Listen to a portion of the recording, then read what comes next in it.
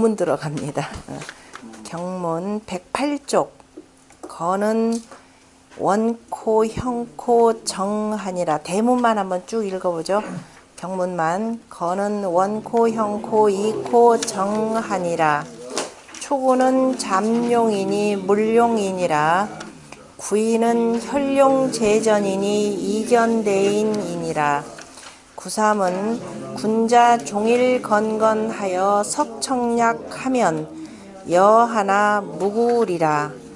구사는 혹약재연하면 무구리라. 구오는 혈룡제전이니 이견대인이니라. 상구는 항용이니 유해리라. 용구는 견굴용호대 무수하면 길하리라.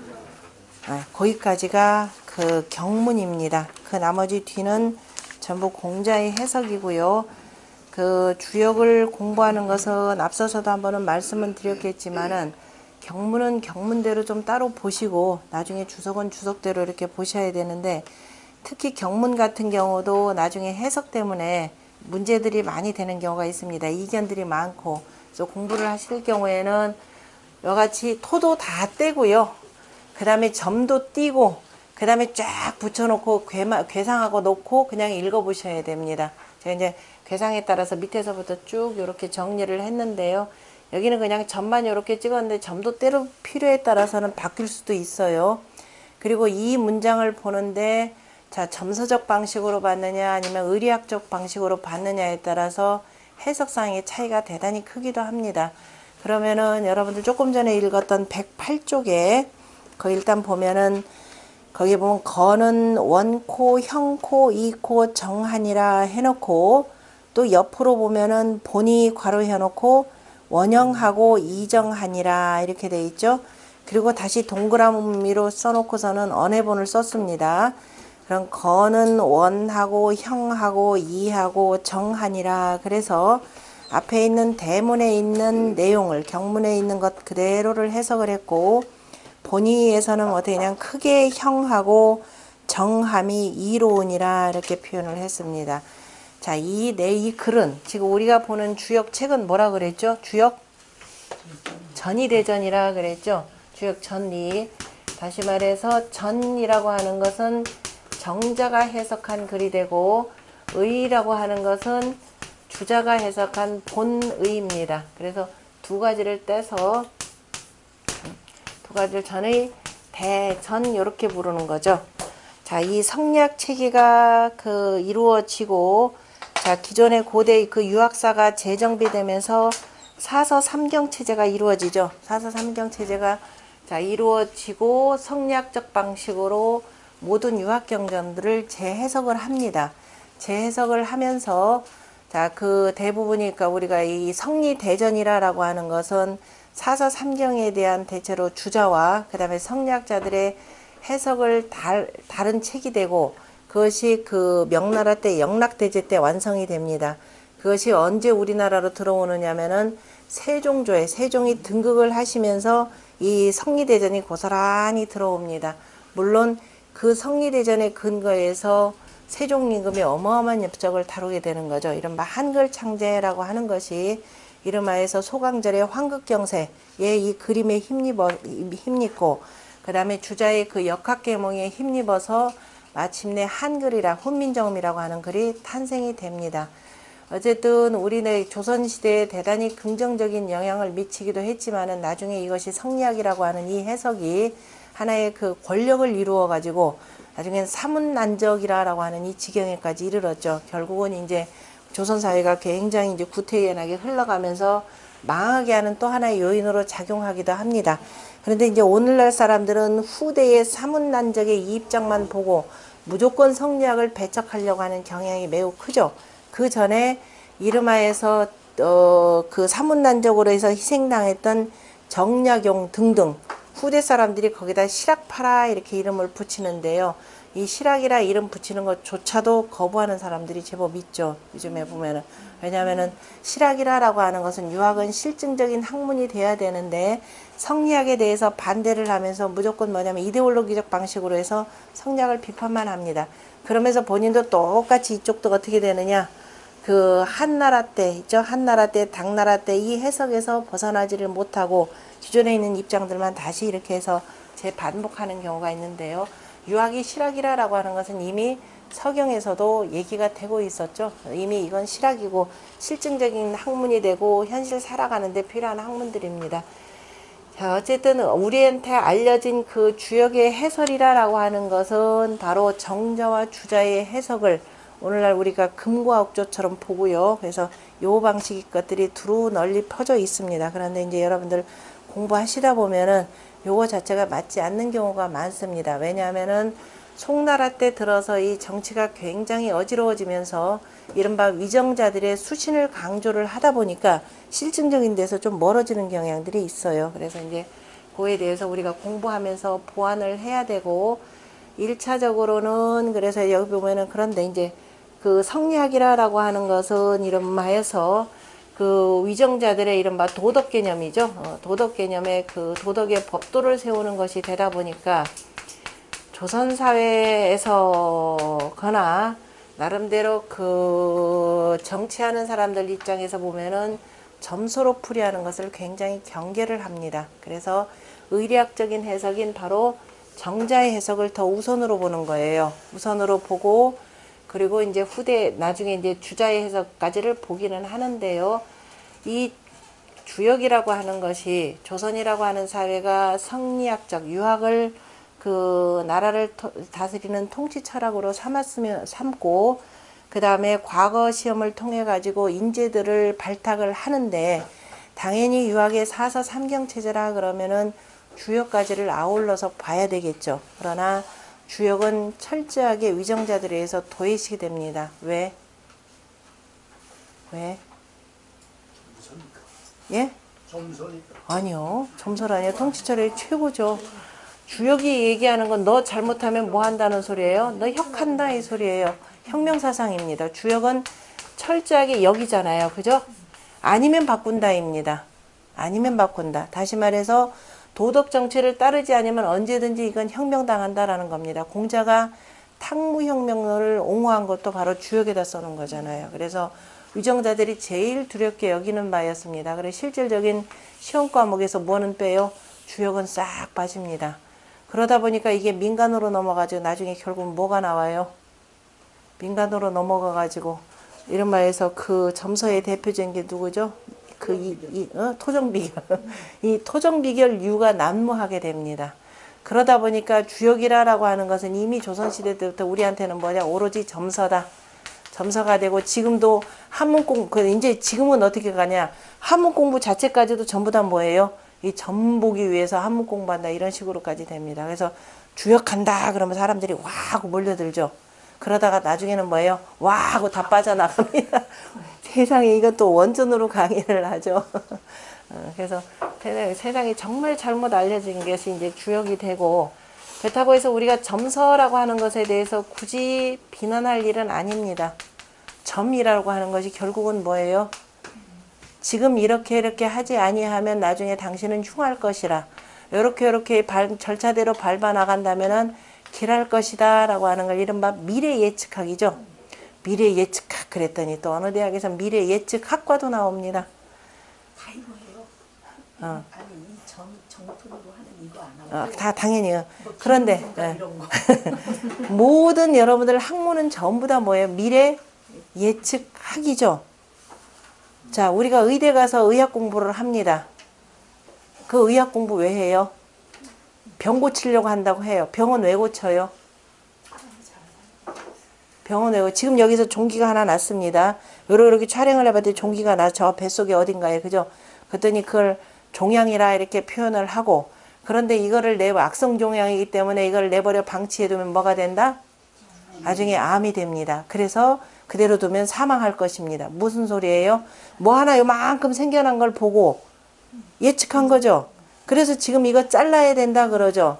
근데 그게 그렇게 될지 아니할지를 어떻게 알아요? 그래서 뭐가 많이 생겨요? 과잉 진료라는 게 많이 생기잖아요. 그죠? 정확하게 그렇게 될는지 아니할지는 다각적으로 검토를 해야 되는데, 그냥 짤막한 거 무슨 기미 하나 보고 이거 잘못될 것이라. 자, 모든 학문은 우리가 배우는 서구 학문이건 이쪽 모든 학문은 먼저 전부 다 미래 예측하기입니다. 사회학 공부 왜 해요? 지금 현상 과거의 사회 정책 마찬가지로 과거 현재 이 상태를 쭉 분석을 합니다. 그런데 이런 병적인 여러 단계 잘못된 걸 지금 고치지 않으면 미래 사회는 어떻게 된다? 이거는 그저 사회가 무너진다. 그래서 지금 이렇게 해야 된다라는 겁니다. 자, 그러면 지금까지 나온 모든 학문 가운데서 유학만큼 미래 예측이라는 게 그죠? 이 예측을 잘할 수 있는 학문이 없습니다. 왜? 지금 오늘날 아까 제가 오기 전에 저기 막 옛날에 나왔던 PD수첩에 그 뭐냐 추정 60분인가 거기에 보니까 2대 목동병원 사건이 났습니다. 그래서 의사들이 그 사건이 났을 때 의사들 의사협회에서 데모하는데 뭐라 하냐, 야 이거 제도의 잘못이라. 왜냐하면은 주사약을 쓰는데 이른바 그 한 병에서 애들한테 조금씩 나눠주는데 분주라고 하나고 표현하더라고요. 이게 원칙적으로 금해지는데 그날로 몇 시간 내로 쓸 것 같은 경우는 바로 이제 써도 괜찮다 이렇게 되는데, 실은 이 사람들은 한 병에 있는 걸 가지고 여러 애들 논아주고 이거 뭐 한 열 몇 시간 5시간 동안인가 뭐 열 몇 시간 동안 하여튼 주사하는데 그걸 상온에다 그냥 두고 그 약재 이상 없고 다 하는데 보니까 그 자체에 뭐냐면 주사기하고 이 그 뭐냐 관요 자체가 잘못돼가지고 이미 감염이 되는 거예요. 됐는데 이 사람들은 의사들은 뭐냐 이거 제도의 잘못이다, 분주 제도를 허용한 제도의 잘못이다 그러면서 이거 아주 막 데모를 합니다. 자, 제도의 잘못 따지기 전에 의사는 의사로서 자기 소임을 다해야 되죠. 그죠? 이런 바 주변에 감염되지 않도록 항상 철저히 관리하고, 내가 원래 사람들 항상 보면은 이거 너무 고된 일이다, 혹사했다, 제도가 잘못됐다 이렇게 얘기를 합니다. 선생님이 뭐 잘못 가르치면 뭐 제도가 잘못됐다, 의사가 잘못되면 제도가 잘못됐다입니다. 제도만 탓하다가는 이루어질 수 있는 일이 아무것도 없습니다. 자, 아까 얘기했던 성리학이라고 하는 것이 왜 나오느냐? 자, 이른바 남송으로 이렇게 후퇴를 하면서 그 물자 풍부한 데서 귀족들이 이른바 활락과 사치에 빠져 있잖아요. 그럼 정치를 누가 해요? 이 사람들은 내세사당 믿고서는 이제 전부 다 불구교 쪽으로 다 기울어지고, 그러면 그때 이 사회를 고치려면 어떻게 돼? 개인이 하나가 그저 스스로가 깨끗해져야 되는 거죠. 그게 이른바해서 수신입니다. 수신의 학문이에요. 주자는. 주자가 아니라 이 유학이라고 하는 것은 어차피 이 사회를 누군가 책임져서 다스려야 되고, 서로가 뭐 제도가 그랬고 세상이 이렇다고 다 가면은 그럼 세상 어떻게 되느냐 이 소리죠. 자, 우리가 서경에서도 나오지만은, 자, 요 순임금이 뭐라고 했더니 뭐예요? 너는 뭐 법을 제대로 잘 다스려라 했더니 우가 한마디 했잖아요. 그죠? 자, 임금님의 밝은 정치를 두루두루 펴면은 누가 그거에 대해서 반대하겠습니까? 라는 겁니다. 왜냐? 이 상태를 그대로 놔두면 사람은 기본적인 뭐예요? 욕심, 개인적인 사사로운 욕심들이 굉장히 많습니다. 그리고 자꾸 남한테 핑계를 대려고 하는 경향들이 많아요. 그래서 그걸 방치했을 때 나타나는 사회 현상에 대해서, 그 다음에 개개인의 그 상태에 대해서 유학에서는 이미 진단을 했죠. 옛날 성인들은 그걸 진단을 하고 사회 제도 탓하기 전에 먼저 뭐예요? 너부터 먼저 바르게 하라, 요걸 얘기를 하는 겁니다. 그죠? 어차피 누군가는 그 권력을 잡을 것이고, 개개인 하나하나가 스스로 이걸 닦지 못하면 집안 하나 제대로 다스려지지 못할 것이요, 그 다음에 국가 역시 다스려지지 못할 것이라 라고 하는 것을 미리 전제를 다 두고 개인의 수신을 굉장히 강조를 하는 겁니다. 바로 이 부분이에요. 그래서 항상 유학은, 그런데 요즘에 자 보면은 서양 학문들이 쭉 들어오면 서양은 철저하게 분과 학문이죠. 심리학합니다. 우리는 사람을 그대로 두었을 때 저 심리가 왜 나타난지도 이미 다 진단을 해놓은 상태예요. 진단을 해놓고 이렇게 그래서 가르쳐야 된다라고 우리는 진작부터 얘기하고 있었던 겁니다. 이미 사회 발생 다 하고 난데, 문제 발생 다 하고 난데 그 가서 진단해주고 심리 상담해봤자 뭐예요? 안 돼요. 그러니까 서구 개념으로 공부했던 사람들이 무슨 상담센터, 무슨 정신 이렇게 상담센터 이렇게 만들어도 거기 가는 율이 많아요? 아니면 누구 찾아가요? 보통 점집으로 많이 가죠. 점집 가서 그 사람하고 상담하는 게 훨씬 나아요. 왜? 같은 문화의 공감대가 이루어져 있기 때문에, 당신 남편 때문에 자 요새 속 많이 썩는군요. 시어머니 때문에 속 많이 썩는군요. 이게 금방금방 캐치가 돼요. 서양 심리학자는 인간관계 어쩌고 우리 이미 다 알아요. 다 알아서 그거에 대해서 미리 처방을 하고, 그래서 일어나지 않도록 이렇게 군자 수신하라, 이 공부입니다. 그래서 이제 의리학적 방식으로 하는 것이고, 어쨌든 의리학도 의리학인데 근데 문제는 자, 사람들한테 뭐라고 얘기하는 게 좋으냐? 당신 그렇게 하지 아니하면 문제가 생길 거다. 그래서 이렇게 하라. 약간의 협박도 좀 있어야 되겠죠. 그 점사의 효력이 그래서 나름대로 그 유용한 겁니다. 그래서 두 가지 방식을 다 보셔야 되는데요. 그래서 거기 보면은 원코, 형코, 이코, 정한이라라고 하는 것은 정자의 의리학적 방식이 되고, 그 다음에 주자는 뭐라고 표현냐? 그래서 해석도 다르겠죠. 크게 형통하고, 그죠? 그래서 이제 주자 같은 경우는 크게 형통하고 바르게 함이 이로우니라 이렇게 해석을 하는 거죠. 정자는 원코, 형코, 이코, 정한이라 이렇게 보는 거고요. 그러면은 사람이 군자라고 하는 것, 다시 말해서 위정자라고 하는 것은 기본적으로 우리가 공부를 했지만은 유학이라고 하는 건 이거 공부하는 것이라 그랬죠. 천지자연의 이치를 그대로 본받아서 일륜의 법도를 바로 세우는 것입니다. 그래서 일륜의 법도를 제대로 알려고 한다면 뭐예요? 천지자연의 이치까지를 알아야 되는 거죠. 이게 표현되는 것이 뭐예요? 군자지도는 조단호 부부라 그랬죠. 군자의 도는 부부에게서 실마리를 찾는다. 그래서 급기지지하에는 차로 천진이라. 그 지극한 데 이르러서는 바로 하늘의 도에까지 그 살펴야 된다. 이렇게 표현합니다. 작은 것 하나를 제대로 해서 쭉 나가려고 하다 보면은 위에까지. 부모한테 효를 하려고 하더라도 다른 노인네들을 봐야 되는 것이고, 그럼 사람이 왜 저렇게 해서 죽어서 늙느냐라고 하는 건 또 역시 천지자연의 이치 두루두루 살펴야 되는 겁니다.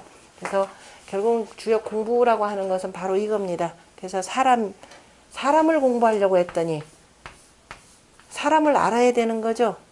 군자가 제일 먼저 알아야 될 게 지인입니다. 사람을 알면 뭐가 된다? 어제 공부했잖아요. 지난주에도 공부했고. 지인 즉 철. 철이죠. 철인이라라는 거죠. 사람을 아는 것이 곧 철인이라. 그럼 홍범으로 표현하자면 철이라고 하는 것이 동방목이죠. 동방목이죠. 동방목에 대해서 홍범에서 뭐라고 표현했냐면은 여기 모원시청사, 그죠? 사람. 자, 이 홍범에서 오행에서 먼저 일월 수요, 2월 화요, 3월 목이요, 4월 금요, 5월 토니라 이렇게 해놓고 두 번째 오사에서 모원, 자, 시, 청사를 얘기합니다. 그러면은 자, 우리가 하늘로부터 부여받은 몸뚱아리, 부모로부터 부여받은 몸뚱아리라고 하는 것은 뭐가 있어요? 내 몸, 그 다음에 입, 눈, 귀, 코내야 뭐 당연히 숨 쉬는 거고, 그 다음에 자, 그걸 통해서 뭐예요? 우리가 흔히들 이제 오감이라는 거죠. 그 오감을 두루두루 움직여서 생각을 바르게 하라 이거잖아요. 그죠? 생각을 바르게 하는 것이고, 자, 두 눈이 있으니까 보면은 어떻게 돼요? 본다라고 하는 건 밝게 보라라는 거죠. 밝아야 보는 거잖아요. 그죠? 해가 떠야 보듯이. 그래서 군주는 밝게 다스려야 된다 이겁니다. 그래서 밝음이라고 하는 것은 명변제야라라고도 표현했고, 명변제야라라고도 표현하고, 이 제를 철이라고도 이렇게 표현을 합니다. 홍범에서 보통 대체로 제 개념으로 표현하는데, 제는 일부 책에서는 철이라 이렇게 표현하는 겁니다. 그러면은 자, 밝은 정치, 어진 정치, 그죠? 명정이 되겠죠? 밝은 정치, 어진 정치리라라고 하는 이걸 하려면은 어떤 사람이어야 돼요? 철인이라라는 거죠. 철인이 되는 것이고, 우리가 얘기하는 뭐 철학자가 철인이 뭐지? 철인 통치 플라톤인가요? 그 단순한 그 철인하고 개념이 조금 다를 겁니다. 우리가 구체적으로 철인이라라고 하는 것이 바로 어진 정치를 행하는 사람이 되고, 그 어진 정치를 행하려면 어떻게 된다? 사람을 알아야 된다 이렇게 표현했죠. 그래서 그 논어를 편집하는 그 공자의 제자들, 제전 제자들이 논어의 맨 마지막에다 뭐라고, 맨 처음에는 학이시습 표현했죠. 배워라 그랬습니다. 그리고 맨 마지막에는 뭐라고 그랬어요? 부지언이면, 그죠? 말을 알지 못하면은 사람을 알지 못한다 이렇게 표현하면서 역시 지인 얘기했습니다. 그 얘기는 뭐냐? 통치자가 되려고 하는 사람들, 남의 위에서 군림하려고 하는 자들, 제발 좀 사람을 좀 알아라 라는 거죠. 사람을 알려면 뭐를 알아야 된다? 말을 알아야 된다 그랬습니다. 그런데 요즘 말을 알아듣는 그 통치자들 좀 많던가요? 말 못 알아듣죠, 국민들 말. 왜? 모른 척 하는 마음이 막혀서. 아니요, 모르는 척도 아니, 정말 못 알아들어요, 요새는. 왜냐? 아예 일찌감치부터 유학을 갑니다. 그죠? 유학을 가서 정말 자기 말 못 알아들을까. 그 얘기는 뭐냐? 자기 문화를 모른다 이 소리예요. 주로 우리 어렸을 때부터 이 서구적 방식의 서구 문화에 심취돼 있었고 몸은 아닌데 근데 어쨌든 이 정신적으로 되뇌 들어오는 머릿속으로 들어온 건 전부 다 서구 문화입니다. 그래서 오랜 세월 이 땅에서 살면서 자연스럽게 살았던 국민들 말을 정말 못 알아들어요. 못 알아듣는 데서 생기는 문제가 정말 큽니다. 그래서 이 말을 알아듣는다라고 하는 것은 자기 문화, 전통 문화라는 걸 기본적으로 알아야 됩니다. 그런데 전통 문화를 공부하려면 뭐 공부해야 돼요? 이거 한문부터 공부해야 돼요. 한문의 오랜 동안의 황하문명관의 역사 철학이 고스란히 다 담겨져 있는데 이 글 모르고 어떻게 자기 문화를 알아요? 그러니까 결국은 자 위정자 따로 밑에 있는 사람들 따로따로 갈 수밖에 없고 자 이러다 보니까 혼란스럽다 보니까 국민들도 어차피 이거 나도 모르고 이제 나도 모르고 간만 있고 이 속에서 뭐만 싹 트느냐 오로지 이밖에 없습니다. 그죠? 빨리빨리 돈 벌어가지고 어쨌든 내 새끼들 뭐라도 하나 해주는 방법밖에 없고 그래서 요즘에 조금 생각하시는 분들 요리 만나면은 이 사회가 온통 거짓 사기 오로지 돈 요거밖에 모르더라라는 얘기들을 참 많이 하십니다. 그래서 우리가 이제 두 가지 여러 측면에서 어쨌든 공부하는데요. 그러려면은 자 사람의 도를 바로 세우려고 하더라도 천지자연의 이치를 알아야 되는 것이고 하늘의 도가 무엇인지를 알아야 되는 거죠. 소학 단계에서는 주로 이제 그 일륜지 도를 위주로 해서 공부하다가 조금 이제 머리가 커지고 태학 단계에 들어서 바로 태학 그야말로 이 사서 삼경이 되겠죠. 천지자연의 이치를 공부하는 까닭도 바로 일륜지 도를 좀 더 공고히 하기 위한 방법 중에 하나입니다. 자, 그래서 건에 대해서 그 문왕이 제일 먼저 뭐라고 표현했냐면은 원덕과 이덕과 형덕과 정덕이라 이렇게 표현한 거죠.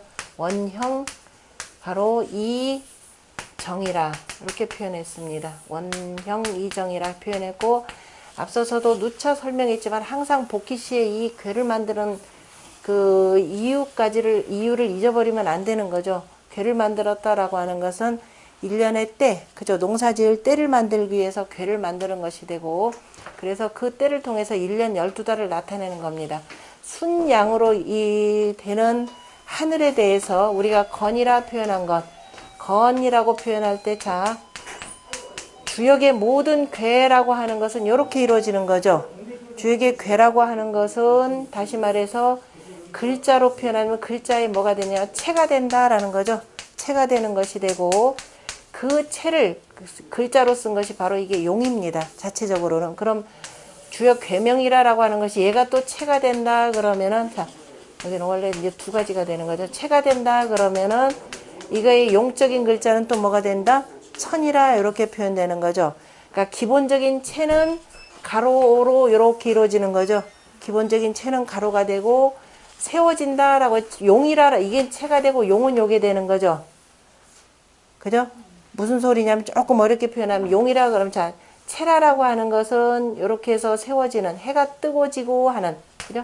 해가 뜨고 지고 하는 것이 바로 그 체가 되는 것이 되고 그래서 그 하늘의 기운이 땅으로 들어와서 구체적으로 물건이 만들어지는 것은 바로 용적인 것이 되는 거죠. 해가 뜨고 지고 한다라고 하는 것은 다시 말해 기운입니다. 기운이 되고 그 다음에 하늘의 양기운이 땅속으로 내려와서 아까 기화 이 개념으로 표현했죠. 이건 바로 용적인 개념입니다. 그래서 주역의 체라라고 하는 것 자체가 가로로 되는 것이 되고 용이라고 하는 글자라고 하는 것은 위에서부터 아래로 이런 방식으로 써나가는 거죠. 그래서 글자 자체도 괴상과 글자 자체에서 체용이 있고 글자 자체도 체용이 또 들어가는 것이고 항상 모든 것은 체용 표리를 이룬다라는 겁니다. 우리 이미 뭐 공부를 했지만은 하늘이라라고 하는 것은 그래서 천지인 삼정 가운데서 가장 으뜸이 되는 하늘이라라는 개념이라 그랬죠. 안 잊어버렸죠. 대라고 할 때. 그 다음에 이걸 가지고선 그래도 이건 우리 눈에 보이는 하늘. 그래 이를테면 민천, 호천 뭐 등등이 다 이 우리 눈에 보이는 하늘. 가을 하늘, 겨울 하늘 뭐 등등 아니면 뭐 검은 하늘 뭐 그죠 이렇게 보이는 것들은 다 천으로 표현하고. 그 하늘에 있는 1월 성신의 운행에 따라서 그죠 과거, 현재, 미래가 생겨난다 그랬죠. 그래서 해가 뜨고 지고 하면서라고 하는 하늘의 운행을 우리가 숫자로 표현하는 거죠. 항상 모든 것은 다 숫자로 표현됩니다. 자, 그래서 주역이라고 하는 것은 앞에서 뭐예요? 상이 있고 1월성신에 상이 있고 그 속에서 뭐가 생겨난다? 하루 이틀이라고 하는 그저 세월이라고 하는 수가 생겨나는 겁니다. 그 세월이 지나가면서 모든 것이 생장수장하는 이치가 생겨나는 거죠.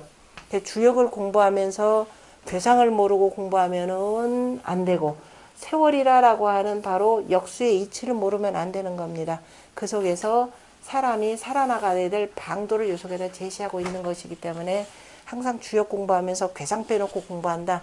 그럼 공부 제대로 안 되는 거가 되겠죠. 그래서 자, 그럼 하늘이라고 하는 것은 바로 그죠? 밑에서부터 이미 위로 지금 해가 뜨면은 그죠? 지금 해가 떴다라고 할 때 그럼 우리가 밝다 아침이라고 표현할 때 바로 이거죠. 밝아졌다라고 하는 건데 실은 뭐냐면 다른 지고죠. 해가 뜨면 다른 지고 좌양 우음이잖아요. 그죠? 양쪽에 지금 해가 떴다 그러면 다른 지고 다른 안 보이는 거죠. 어쨌든 밝아졌는데 그러면은 어제는 가고 오늘 지금 떴고 내일 기다린다라는 거죠. 아침조 속에 들어가 있고 그것이 이거는 하루 개념으로 표현된 것이 되고 이거는 오랜 그저 천진 삼재를 다 뭉뚱그려서 표현한 거죠. 해가 천도가 운행을 하면서 그저 땅에서 모든 만물이 생장수장을 하고 그죠? 그 속에서 만물이 생장수장한다라고 하는 바로 천지인 삼재를 뭐예요? 통과라는 하늘 개념으로 건 이렇게 표현을 하는 겁니다. 그래서 그 하늘이라고 하는 것이 계속 운행을 하면서 바로 원형이정의 사덕을 낸다 이렇게 표현했는데요. 그러면은 하늘은 안 보이는 것이기 때문에 먼저 뭐에 근거해서냐면 땅에서 봄이 되면은 이렇게 되냐 하늘 기운이 땅 속으로 들어와서 만물이 생하는 거죠. 뜨거운 여름이 되면 만물이 자 무럭무럭 자라고 가을이 되면은 다 열매 맺어서 어떻게 돼요? 이 추운 겨울 견딜 수 있도록 단단하게 되는 거죠. 단단하게 되는 것이 되고 그래서 이제 우리가 거두어서 바로 잠장할 수, 그저 보관할 수가 있는 거죠. 이 글자를 어느 분이 광장시장의 장자가 뭔 줄 아세요? 화장장. 이라고 생각을 했죠. 저도 우리가 당연히 그런 줄 알았더니 최근에 주역 공부를 하시는 분이 저쪽에서 선생님 저 깜짝 놀라서 광장시장의 장자가 이거를 썼어요. 그래서 대체 이게 무슨 뜻이야? 보통은 우리가 감출장이라고만 알아두잖아요. 그죠? 감춘다라고 하면 보관한다. 많이 쌓아놨다. 저장이라 이 표현이잖아요. 그죠? 그래서 보통 감출장 그러면 얼른 이게 사람들이 그러니까 음하고 훈만 공부하다 보면 그런 문제가 생겨요. 씨가 단단해졌기 때문에 우리가 거두어가지고 보관할 수가 있는 거죠. 참외나 수박 같은 경우 보관을 못 하잖아요. 다 썩어버리니까. 그래서 보관한다, 저장한다, 또 저장하는 거 그만큼 많이 창고에다가 쌓아둔다 이런 뜻입니다. 이렇게 쓴답니다. 저 확인 안 해봤지만 이분이 어디 보고서는 깜짝 놀랐대요. 당연히 우리가 볼 때 마당장차를 쓸 줄 알았는데 공부는 사방팔방에서 다 합니다. 자, 그래서 생장수장하는 그저 땅에서 생장수장을 할 수 있도록 만들어주는 것에 가장 으뜸이라고 하는 것은 바로 하늘이었잖아요. 그죠? 그럼 하늘의 그 덕을 보고 봄의 덕을 뭐라고 했느냐? 으뜸원, 보통 이걸 옛날에 우리가 으뜸원 그랬습니다. 뭐가 으뜸이냐? 그러면 뭐가 으뜸이에요? 좋은 거. 그래서 자 원이라고 할 때 원의 두이라고 하는 것은요. 두이라고 하는 두 가지 의미가 있죠. 자, 두 가지 뭐 세 가지 의미까지 나올 수가 있는데 먼저 하늘 기운이 땅 속으로 들어와야 땅 위로 그다음에 뭐가 하나 나오는 거죠. 그래서 하늘과 땅 이렇게 되고 그다음에 다 되고 난 뒤에 보면 하늘은 위에 있고 땅은 아래에 있고 그죠? 이치적으로 표현할 때는 땅 기운이 들어오고 그리고 땅 위에서 만물이 생겨나는 그래서 하도수에서 보면 일이 여기 있죠.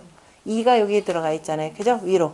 하늘 기운이 들어와야 그 다음에 하나가 더 보태진다라는 뜻이 되고 그리고 위로 이렇게 있으니까 이거는 위 개념, 윗상자의 개념으로도 봅니다. 윗상자라고 표현할 때 우리가 예전에 지사문자로 표현할 때는 그죠? 선분을 하나 두고 이렇게 되면 위가 되고 이렇게 되면 아래가 되는 거죠. 아래가 되는데 자, 얘는 뜻글자이기 때문에 위로 한없이 올라갈 수 있는 게 아니죠. 그럼 위로 올라가다가 그 다음에 뭐예요? 중을 잡을 줄 알아야 되는 거죠. 계속 올라가다 분산됩니다. 그죠? 다 터져버립니다. 아래로 내려가더라도 한없이 내려가지 말고 중을 잡아라. 그래서 전복자를 썼습니다. 그래서 이 이치를 알면은 글자 속에 뭐가 들어요? 중용에 그게 나오던가요? 자, 우리가 저 윗자리에 있어도 뭐 하지 않고 교만하지 않고, 그죠? 그 다음에 저 서로, 그래서 내가 좌천당해서 아니면 아예 쫓겨나가지고 그 다음에 쫓겨날 수밖에, 소인배들이 자리를 하면은 뭐 쫓겨날 수밖에 없겠죠. 그래서 아래 하더라도 뭐 하지 않고 불우하지 않고, 그죠? 불우하지 않는다. 글자 속에도 고스란히 나옵니다. 그걸 생각 안 하고 그냥 외우려고 하다 보면 어려워요. 그러니까 상이다라고 하는 거 윗상자도 되지만 올라가다, 윗자리, 임금에 대해서 주상이라고 할 때 상 그냥 쓰잖아요. 그죠? 그래서 윗자리에 있더라도 글자를 한다 그러면은 자, 교만하지 않고, 내가 아무리 아랫자리에 곤궁한 자리에 있더라도 불우하지 않는다. 그죠? 근심하지 않는다라는 걸 볼 수가 있습니다. 그래서 저 위에서, 그죠? 저 위에서 그 다음에 뭐예요? 이 땅으로 뭐를 내린다? 그죠? 양기운과 음기운을 낸다 이런 뜻인데요. 인자는 이 글자는 걸을 인자입니다.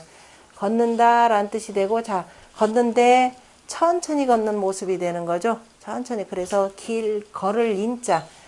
천천히 걷고, 그래서 어진 사람 인이라고도 씁니다. 이것을 어진 사람 인. 우리가 보통 인이라고 할 때는 이렇게 쓰지만, 그래서 어진 사람인. 그러니까 위에서 자, 이 음기운과 양기운을 내면서, 그죠? 양선 음후가 되겠죠? 내면서 만물을 싹트게 한다라는 뜻이 이렇게 나오는 겁니다. 그래서 으뜸이다, 크다라고 하는 것은 바로 만물이 싹 터나오는 요 과정을 표현한 거죠. 그러니까 음양의 기운이 움직여가면서 만물이 이렇게 자라날 수 있도록 만들어주는 그 봄의 덕을 원덕이라 이렇게 하는 거죠. 으뜸이다. 그래서 크다 이렇게 표현했고, 그 다음에 여름의 덕을 뭐라고 하냐면 형통하다라고 표현했습니다. 추석 보기 전에 먼저 전체적으로 설명드릴 겁니다. 역시 여기는 요 내용이나 같아요. 하늘과 땅, 이렇게 위가 되는 거죠. 위가 되고 여기서는 네모해서 땅 개념이 되겠죠. 하늘과 땅이 이렇게 있으면서 두 개의 기운을 주고받아서 만물이 어떻게 된다? 다 자랐다. 생장 한계점이 되겠죠. 마칠 요자입니다. 그래서 요 밑에 지지 같은 경우는 뭐가 돼요? 마치고 다시 양이 하나 시작된다. 이게 같이 맞서게 되는 거죠. 여기는 생장 한계점이 돼요. 그래서 만물이, 자, 무슨 뜻으로 써 이거? 형통하다. 형통한 게 뭐예요? 구체적으로 잘 풀리는 게 뭐가 여기 좀 이치로, 천지의 이치를 가지고 설명하세요. 뭐가 형통해? 뜻대로 다 풀렸다. 하늘 뜻이 뭔데요? 살리는 뜻. 뭘 살려? 살리는 여기서 살렸는데 이미. 형통하다. 공부했죠? 통. 형이라고 지금 다 맞췄다라는 거죠. 자, 식물로 보세요. 이때 싹이 움텄죠. 뿌리 내리고 싹이 텄죠. 아까 생했잖아요. 그죠? 장했다라고 하는 것은 하면서 뭐예요? 꽃 피고 열매 맺었잖아요. 맞아. 열매 다 맺었고 여기서부터 여기까지는 뭐예요? 단단하게 익어가는 과정이라고 했잖아요. 그죠? 그래, 단단하게 익어가는 과정, 그러니까 열매를 맺어야 여기 넘어갈 수 있죠. 그리고 다시 올 수 있죠. 만약에 열매가 없다. 다시 올 수 있어요? 통할 수 있어요? 담이 다 단절되는 거죠. 형통하다라고 하는 것은 우리가 뭐냐면 여기 뭐라고 해요? 앞에서 공부했죠. 이미 개사전에서. 양기운이 다 했죠. 궁죽하면은 뭐, 그 다음에 뭐예요? 변해야 되는 거죠. 궁죽 변하고, 변해야 뭐 한다? 그 다음에 통이라 그랬죠. 변통. 요 자리가 변통의 자리가 되잖아요. 그죠? 끝까지 다 갔는데도 그거 헤어나지 못하면 그냥 추락하는 겁니다. 이 자리. 사람들이 항상 꼭 추락하는 게, 대통령도 추락하는 거 보세요. 제가 내내 이 자리만 있는 줄 알고서는 그 짧은 임기간 동안 별짓 다 하잖아요. 그죠? 발각되는 줄은 모르고. 그러니까 나중에 어떻게 돼요? 추락하잖아요. 그겁니다. 자기가 항상 그 다음에 바뀐다라는 걸 알면은, 자, 이 주역 공부가 바로 그 얘기입니다. 내가 어떤 자리에 오르든지 간에 내가 그 자리에 천년만년 있는 게 아니잖아요. 저 대한항공 가족 보고 참 표현 잘했더구만요. 비행가족이라. 비행가족 두 가지잖아요. 하나 뭐 날라리 뭐가 되는 거예요. 이게 어떤 가족이 뭐야 하도 나쁜 짓 하다가 우리 세상에 더 이상 패기치지 말고 죽자라고 해서 아무도 안 죽어. 아무도 안 죽었죠. 아버지는 뭐래서 제비족. 제비죠. 엄마는 뭐예요? 아들은 뭐 자식들은 뭐 비행 청소년 뭐 이렇게 해서 그 표현을 하는데 항상 내가 그 자리에서 항상 내려온다라는 걸 항상 염두에 두면은 그저 나쁜 짓 함부로 못 할 겁니다. 근데 사람들이 그걸 몰라요. 계속 그 자리에 있을 줄 알고 하다 보니까 결국은 망하는 건데요. 바로 형통하다라고 하는 것 이미 다 그저 열매까지 다 나온 겁니다. 요 과정이죠. 그래서 자, 모든 만물을 다 이루게 해주는 것은 바로 뭐가 된다?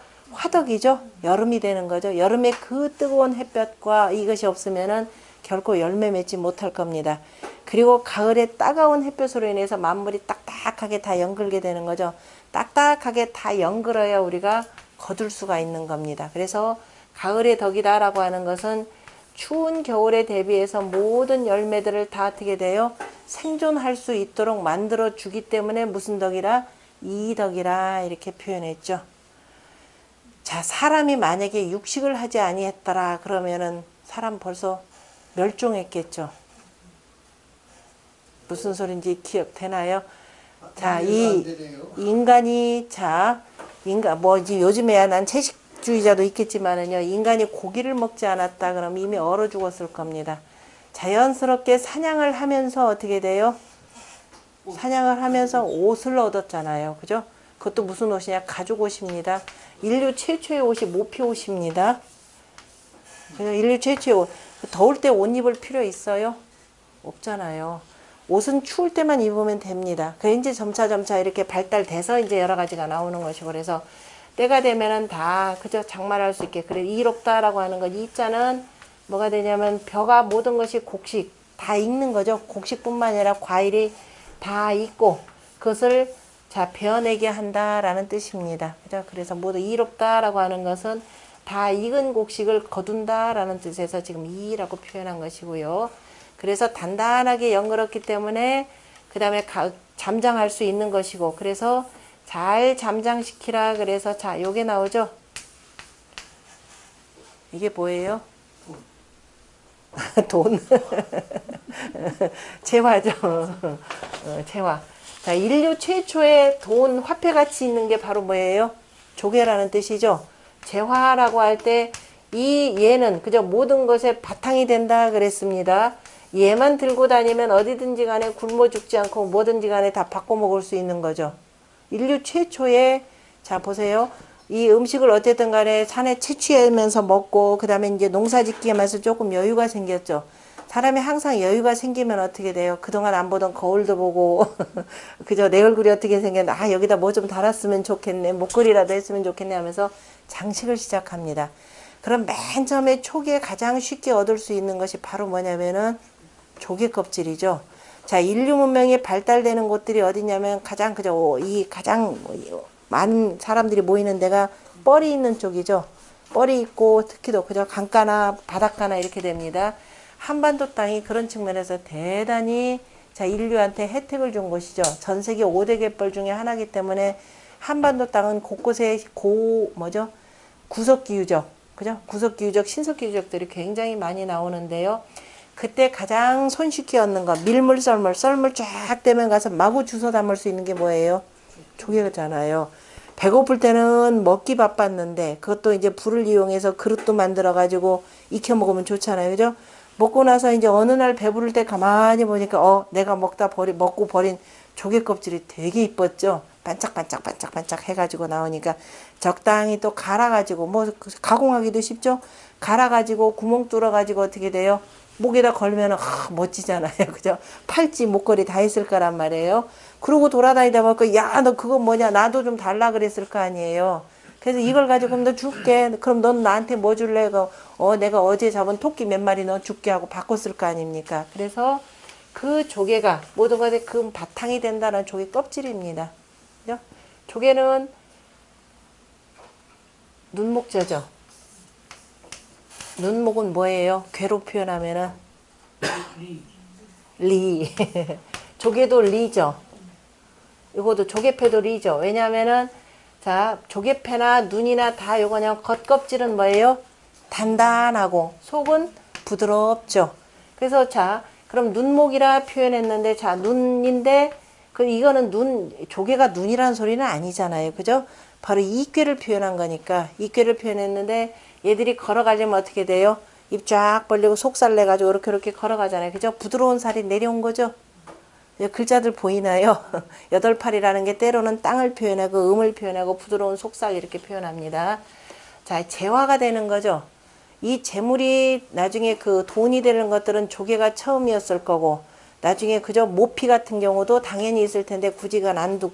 우리가 그래서 재화, 나중에 화폐라고 할 때 화폐의 패자는 요걸로 쓰죠. 뭐예요? 그 다음은 비단이죠. 옷감이죠. 비단 옷감입니다. 그래서 이것뿐이 아니라 또 뭐예요? 곡식도 바꿔 먹는 거죠. 저 바닷가에 있는 사람들이 그래 많이 잡아가지고 조개 껍질 말리기도 했을 거고, 그 다음에 조개 껍질은 껍질대로 팔면서 뭐하고 곡식하고 바꿨을 거 아니에요. 그죠? 그래서 모든 재화를 대표로 할 때 조개를 씁니다. 그래서 그 겨울이라라고 하는 것은 그래서 모든 그 종자들, 그 다음에 모든 곡식들을 잘 갈무리 해둔다라는 의미에서 위에다 전복자를 쓰고요. 보관을 잘한다 이런 뜻이 되겠죠. 어느 한쪽으로 치우치지 않고 가운데에다 바르게 잘 보관한다라는 의미를 쓰고, 정자를 바르다 이렇게 표현합니다. 바르다라고 하는 것은 종자를 얼어 죽지 않도록 잘 보관한다 이런 뜻입니다. 그리고 그냥 함부로 내주어서도 안 되죠. 그래서 정고하다라는 뜻으로 쓰는 겁니다. 그죠? 이때 보관을 얼마나 잘하느냐에 따라서 봄에 씨를 뿌릴 수 있느냐 없느냐가 결정적으로 그 정리가 되는 거니까요. 예전에 처음 하는 사람들이 이 정자는 어지간히 여자들한테 강조를 하죠. 정조, 정절 개념 하는데, 맨 처음에 제가 강의할 때 이거 가지고 선생님 그거 여자한테 쓰는 말 아닌가요? 그러길래, 저 유학에서 쓰는 정자는 원래 여자한테 쓰는 것이 아니라 바로 누구예요? 군자들한테, 정치하는 사람들한테 너네들 변절하지 말고 제발 좀 바르게 좀 하라라고 할 때 이걸 강조하는 거죠. 바로 신도에 해당되는 대표적인 내용입니다. 그래서 하늘의 덕에 대해서 바로 봄, 여름, 가을, 겨울이 인류에게 주는 그 이로움의 바탕을 해서, 자, 추상적으로 원덕과 형덕과 이덕과 정덕이라 이렇게 표현을 한 겁니다. 그래서 주역이라고 하는 것은 기본적으로 하늘에 있는 원형 이정의 사덕을 바탕으로 하여서 쭉 설명해 나가고, 바로 여기에서 나중에 이제 공자가 문헌전에서 이제 인의예지라고 하는 것을 도출을 합니다. 그때 가서 보기로 하고요. 자, 이 원형 이정이라 이렇게 해놓고, 문항은 이렇게만 표현을 합니다. 64개에 대해서 이와 같이 간략간략하게 표현하고, 그럼 이러한 상황에, 자, 건이라라고 하는 건 단순히 하늘이라라고 하는 것이 아니라 모든 것이 굳건하게 이렇게 잘 바로 세워져 있을 때 이거죠. 이랬을 때 각자마다 또 위치가 있을 겁니다. 누구나 다 대통령 되는 게 아니잖아요. 그죠? 내가 대통령보다 훨씬 똑똑해도 어떻게 돼요?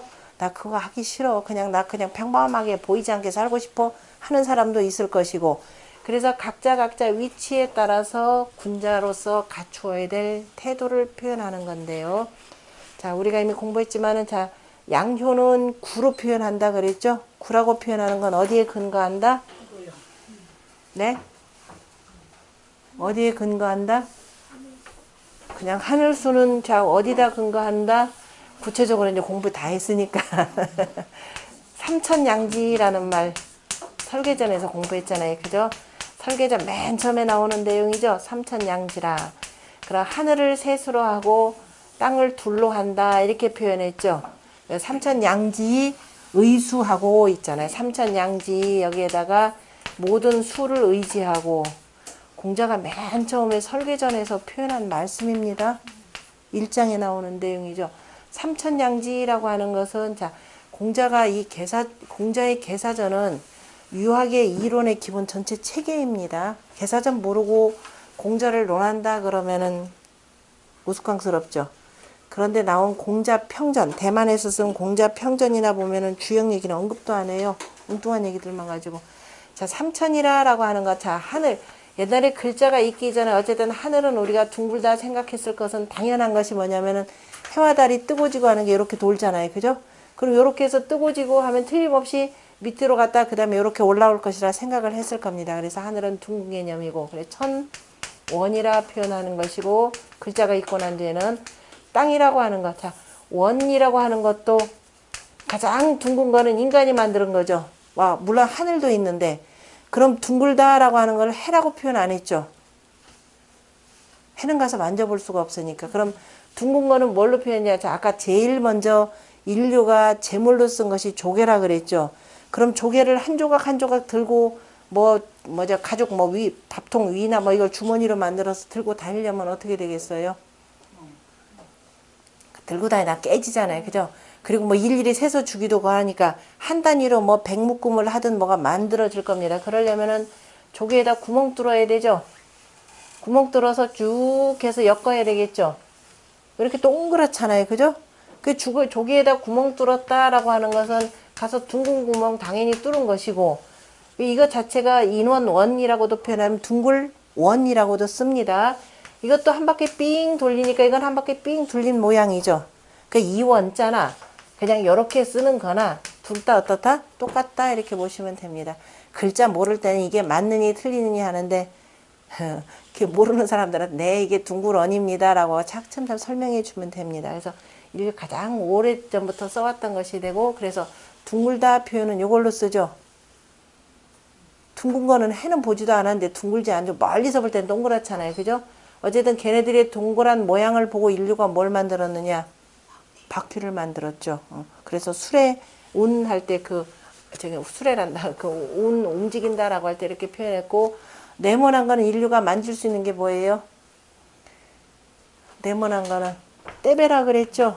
그래서 원방이라 방원이라 라고 하는 거, 사람들이 글자를 만들 때는 분명히 뭐냐, 내가 직접 보고 만지고 형체화되어 있는 것, 이렇게 이걸로 표현하는 겁니다. 그래서 이렇게 표현했지, 그죠? 하는 것이고, 그 다음에 삼천이 양지, 그 다음에 그래서 하늘은 둥글다라고 표현했고, 어쨌든 기본적으로 해가 뜨고 지고 하는 것이 일이죠. 일이라고 하는 숫자 그냥 만들어진 게 아니죠. 해가 뜨고 지고 하는 것. 아침에 그려놓고 보니까 일이 되는 겁니다. 그래서 이제 요즘 말로 표현하면 일을 지름으로 하여서 하늘 한 바퀴 삥 돌면 이게 얼마가 된다? 숫자가 3이 된다. 파이는 굳이 필요 없죠. 0.14는 필요 없습니다. 그거는 연구하는 사람들이 쓰는 것이고 백성들한테 이용 후생해야 되니까 이렇게 쓰려면은 뒤에 있는 소수점 자리를 다 떼어버리는 겁니다. 그래서 3이 되고 둘레가 3이 되고, 이것도 지름이 1이죠. 1인데 둘레는 얼마가 된다? 4가 되는 거죠. 둘레가 4인데 자, 모든 거는 가장 더 이상 나눠지지 않는 숫자로 쪼개야 되겠죠. 그럼 소수 개념이죠. 그게 이름하여서 소수 개념이 되고 바탕이 되는 숫자가 되니까, 그죠? 소수 개념으로 해서 쪼개면 얼마가 된다? 2개가 되는 거죠. 그래서 양지 표현하는 거죠. 이지 표현하는 것이 아니고, 그 다음에 얘도 뭐냐면 삼천이라고 쓰지 않고 참여할 참자를 쓰죠. 그 얘기는 뭐냐면은 하늘이 시비하지 않는 데 없죠. 하늘은 전부 다죠.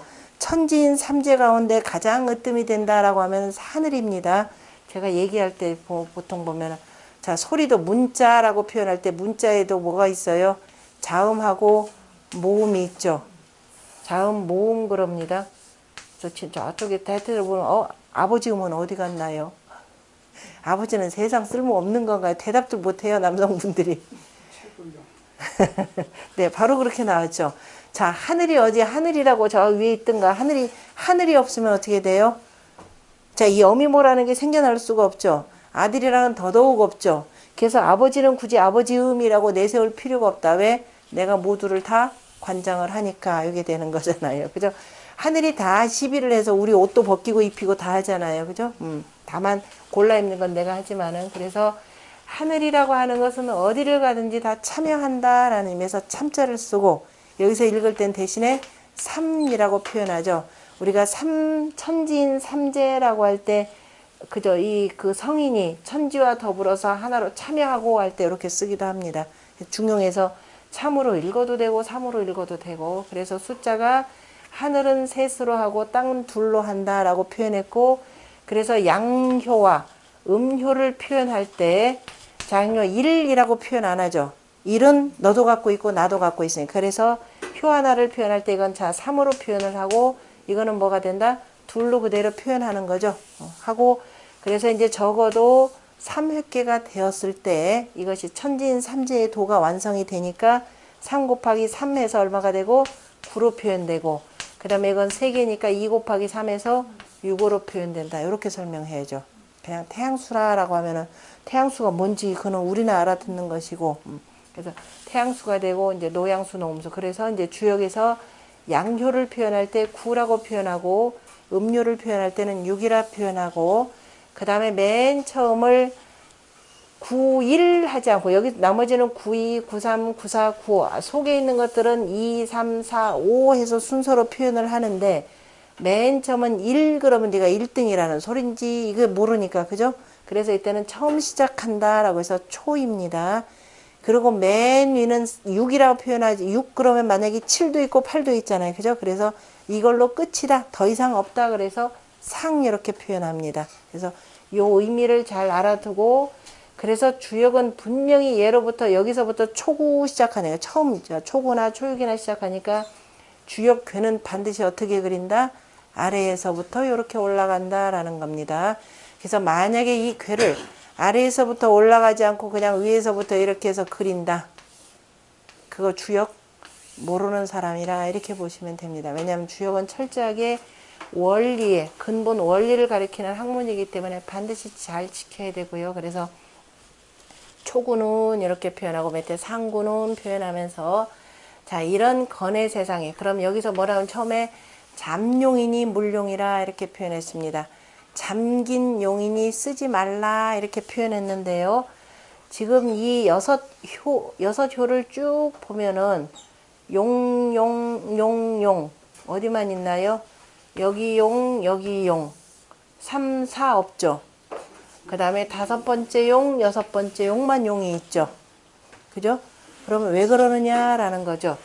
자, 그러면은 우리가 주역의 육획이라고 하는 것을 앞에서 우리가 그 설계전에서도 공부를 했을 겁니다. 입천지지도 왈, 그죠? 삼천야, 아니, 그 천지인 삼재를 얘기하면서 이 하늘에 도를 세워서 양과 음이라, 음녀 양이요. 땅에 도를 세워서 유와 강이요. 사람의 도를 세워서 인여 의라 이렇게 표현을 했습니다. 그러면 요거를 크게 나누었을 때, 자, 맨 위에 있는 요 두 개는 뭐예요? 하늘이 되죠. 그 다음에 밑에 있는 땅은 땅이 되는 거죠. 가운데는 사람으로 이렇게 표현을 합니다. 그러면은 자, 용이라라고 하는 동물에 대해서는 자, 막 글자 이제 알기 전에 용은 보통들 어떻게 되느냐 하면은 춘분점에 나왔다가, 그죠? 물속에 잠겨 있다가 춘분점에 나와서, 자, 어떻게 돼요? 하늘을 한 바퀴 삥 돌고 하늘을 돌아다니다가 그 다음에 어떻게 돼요? 다시 추분점이 되면은 다시 물속으로 들어간다 이렇게 돼 있습니다. 그죠? 그럼 무슨 소리냐 그러면, 자, 그래서 용이라고 하는 것은 잘 보면은 하늘을 돌아다니다가 그 다음에 다시 땅속으로 물속으로 이렇게 들어가는 거죠. 그래서 맨 위하고 아래는 들어가죠. 얘가 중간에 사람하고 놀았다 얘기는 없죠. 지금 글자 잘 보세요. 이 뜻, 옛날 사람들이 전하는 그 문학적 표현 속에는 대단히 중요한 자연과학의 원리가 숨어 있습니다. 그럼 또 용이라고 하는 글, 물론 우리가 춘추에 보면은 옛날에 용은 분명히 존재했을 거라. 근데 하여튼 그 있기는 하지만은 어쨌든 고기가 맛있어서 다 잡아 먹었는지, 아주 독특해서 다 어떻게 해서 잡아서 관상용으로 쓰다가 어쨌든 없어졌는지, 결국 그 얘기는 뭐냐면은 인간의 남획으로 인해서 멸종됐다라는 거죠. 그런 경우들 많잖아요. 호랑이가 멸종되잖아요. 근데 이건 살려야 되겠다 해서 의도적으로 뒀지, 만약에 살려둬야 되겠다라고 하는 생각이 아무도 없었으면 어떻게 돼? 이미 다 멸종됐을 겁니다. 사나운 짐승들이 그렇게 다 멸종됩니다. 그리고 또 하나 또 뭐냐, 우리 춘추에서 공자가 춘추림필이라고 표현하는, 그죠? 서수횡린이라 할 때 역시 기린도 역시 뭐예요? 이거 멸종됐다라고 볼 수 있는 겁니다. 그러니까 여러분들 그냥 이상하게 전설 따라 삼천리라 보시지 마시고, 분명히 그러한 일이 있었기 때문에 기린이 잡혔다라고 공자가 썼던 것이고, 그 얘기는 뭐냐, 특이한 짐승들은 인간에 의해서 이미 관상용으로나 뭘로 인해서 다 어떻게 된다? 잡히게 돼 있더라라는 겁니다. 결국 멸종이라라는 거죠. 호랑이 보면 대표적인 예가 되니까. 자, 그래서 초에는 잠용이니 물용이라 이렇게 표현했고, 자, 용이라고 하는 것은 앞서서도 표현했지만 월이다. 이제 글자를 이게 뭐냐, 상형이라라고 표현하시는 분, 상형이라라고 표현하시는 분들은 아, 용을 봤나요? 옛사람들이 용을 봤다라고 표현하면 뭐라고 하느냐? 육달을 짜고, 자, 몸을 세워서, 그래, 이건 용의 뿔이랍니다. 그리고 용에 난 비닐이랍니다. 비닐이 뭐 세조가, 비닐 린자가 따로 있는데요. 그죠? 비닐 린자는 어떻게, 물고기의 비닐 린이라고 할 때, 자, 요렇게 해서 반짝반짝반짝 한다라고 할 때는 보통 쌀미자 썼죠. 모든 글자들. 없잖아요. 그죠? 없이 그냥 요렇게 해서, 어쨌든 다들 그렇게 해석을 합니다. 별로 맞지는 않고, 아까 보았듯이 그 문학적인 표현, 춘분점에 나왔다가 추분점에 들어간다라고 하는 것은 양과 음이죠. 그죠? 양이죠. 다시 말해 이쪽은 자 양기운이 있는 것이 되고, 자 이쪽은 음기운이니까 태양력과 태음력이죠. 하늘 한 바퀴 삥 도는 것이 366일 우리 내내 공부했고, 그 다음에 달은 그 사이에 1년 12번, 그래서 354일. 그래서 요 차이가 뭘로서 되느냐 하면은 태양력과 태음력으로 나타나는 거죠. 하고 우리가 바로 뭐냐면 음력이라고 하는 것이 바로 여기에 해당되는 겁니다. 그래서 월이라고 하는 6달월로 보지 말고 그대로 달월자로 보면 되죠. 1년 12달을 세우는데, 그죠? 1년 12달을 세우는데 몸기자가 되는 거죠. 몸기라고 하는 건 1년이라고 하는 요 체입니다. 한 바퀴 삥 도는 요 체인데, 자, 태양력과 태음력의 차이가 있기 때문에 뭐가 냐면 중을 잡아야 되겠죠. 중을 잡는데 때로 뭐냐면 3년에 한 번 윤달을 두거나, 자, 8년에 3번 윤달을 둔다 이 뜻입니다. 아주 가장 정밀한 역법은 이제 19세의 7균법이 되는데요. 적어도 3년에 한 번씩 윤달, 8년에 3번의 윤달을 둔다라고 하는 이런 뜻입니다. 그래서 이 용이라고 하는 글자가 바로 천도의 운행 변화를 나타내는 거죠.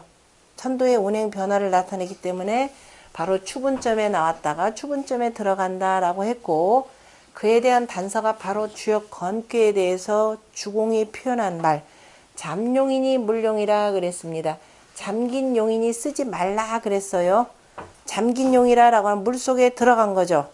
자, 요걸 중심으로 해서 요 밑으로 빠진 거죠.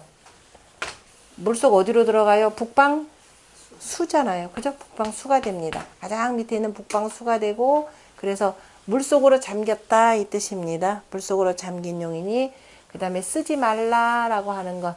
용이라고 하는 것은 우리 육식갑자 표현하는 거죠. 달월자 2개. 달월자 2개에서 자 육식갑자가 되는데, 자 육식갑자가 한 1년이라고 하는 것이 한 바퀴, 자 8세 3윤법이 있고, 그래서 윤달 이끌고 하니까는 우리가 날짜를 따질 때는 보통 뭘로 쓰냐면 육식갑자를 가지고 쓰죠. 천간과 지지로 해서 바로 육식갑자로 쓰는데요. 육식갑자가 운행되는 동안에 자 때라고 하는 건, 요 때는 뭐예요? 농사 짓지 않고 겨울에는 쉬는 때가 되겠죠. 쉬는 때가 되는 거니까 이때는 이런저런 일 하지 말라 이런 뜻입니다. 그죠? 겨울이니까. 그러니까 쓰지 않는 것이고, 그리고 또 보세요. 자, 이제 양효가 하나씩 둘씩 나오는 때로 보셔야 됩니다. 맨 밑에 지금 양 하나가 나오기 시작한 거죠. 이렇게 볼 때, 그죠? 땅속에서. 그래, 양 하나가 이제 나왔는데 쓸 수 있나요? 지뢰 복개라 이렇게 표현하니까 아직은 붕우들이 더 와야 되는 거죠. 그 2개가 나왔을 때는 어떻게 돼요? 이제 2개가 나오면 지택 림괴가 됩니다.